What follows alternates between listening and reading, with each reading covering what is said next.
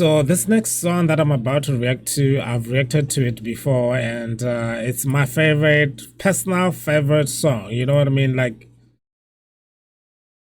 I love the song. And for those of you who have been watching videos on my other channel before we went political on it, you know it's my favorite song, and I think I just gotta react to it over and over again, if you know what I mean. So Muli Bwanji, Dina Langandi TT, and Dimachegera Ku Botswana. If you're here for the first time, smash that subscribe button, hit that notification bell too, so you don't miss any of the uploads on this channel. And this one is not a reaction per se, it's just like, you know, one of those things. RASHLEY,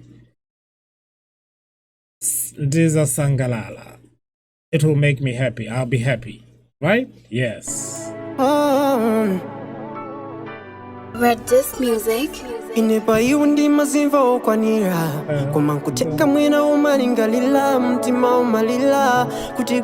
I think I'm learning also the words. I think the beginning is saying, let me hear what he says. Oh, sorry guys. I told you this is not a reaction. Read this music.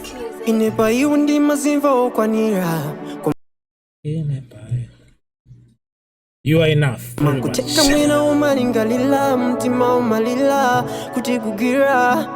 Baby udapangaza puma koma poti mwina zina chitika kale ndiye basi umangomvesesa mtima mwako kumazirekesa poti nzosatheka kuzibwerezesa umaguguda mtima mwina nozidaweka kuti wewe tituri zinatheka titukutenga ine chinkwangwa chimunthu choyipacho titisamanyazi koma ndikufuna kukulimbikisa kuti neyo mtima mwanga ndikunja kwanga zosiyana chikundi changa pai wewe ndichona ukamakhala ngati sukuona inaso. I think it's the language as well, like how he's saying it, how he's saying things. I don't know. I just maybe his voice and everything he says is beautiful. And thankfully I understand some other things, but you know, things that he says too fast, I don't think I'm getting them. So please just continue letting me know what am I missing on this, okay?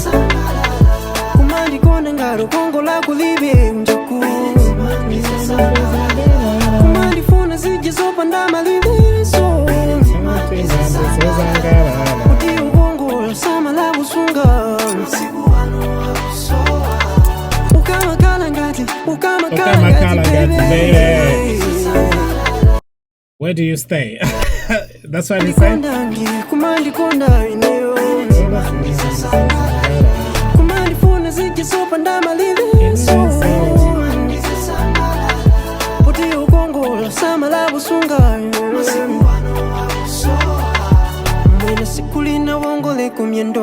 Uponde ponde uende ka ulendo mwina kuchisi mwachisisi kotineyo baby siningafikeko utakumana ndiye muna aja owalandira kukumwetulila kukunyadila ndikukusilila kodi hani neno sandikumbukila.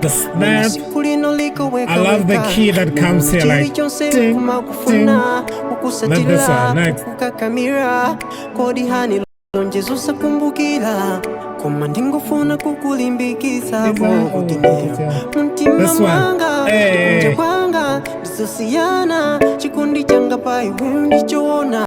Like, big up to RASHLEY, man. I think on this one he cooked. I don't know. I think it has reached 1 million views and it deserves more. You know what I mean? And also, please guys, all right, let me make myself big here so I can talk to you guys from Malawi. Guys, subscribe to RASHLEY's YouTube page, okay? Like, it should be having more subscribers. 1 million subscribers, 2 million subscribers. How many people are in Malawi? Half of the population should be subscribed to his channel. Anyway, now it's becoming political.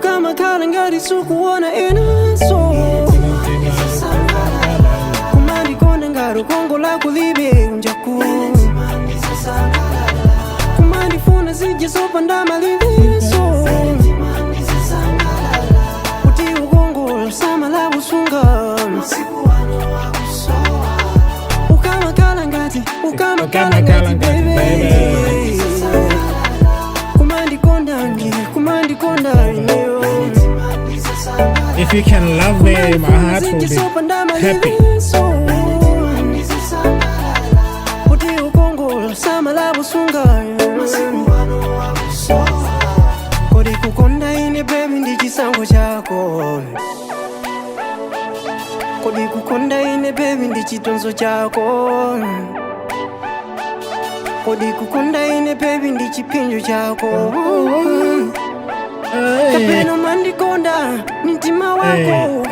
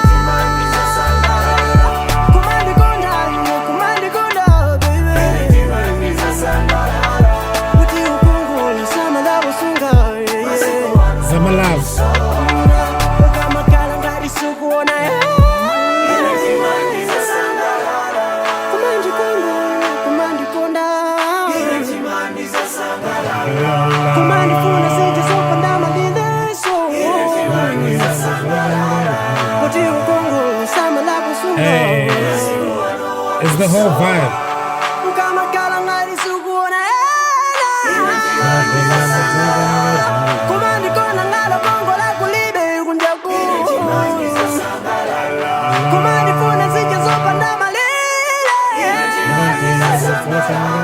I would have joined this choir.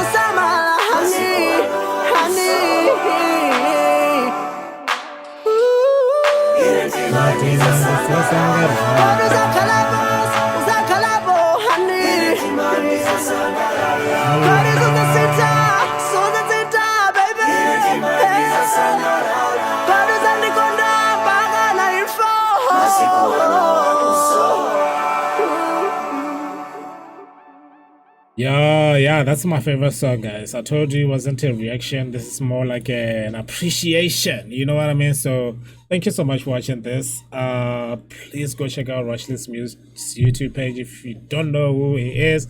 And if not from Malawi and you're like, yo, I'm vibing with this, but I don't understand, just leave a comment. A lot of people are willing to like teach us, those who don't speak. And Pangono will get there together. You know what I mean? So thank you so much for watching this. If you are here for the first time, like I said, hit that subscribe button, hit that notification bell too, so you don't miss any of the uploads on this channel. And then hit that like button. It is for the algorithm. See you guys on that.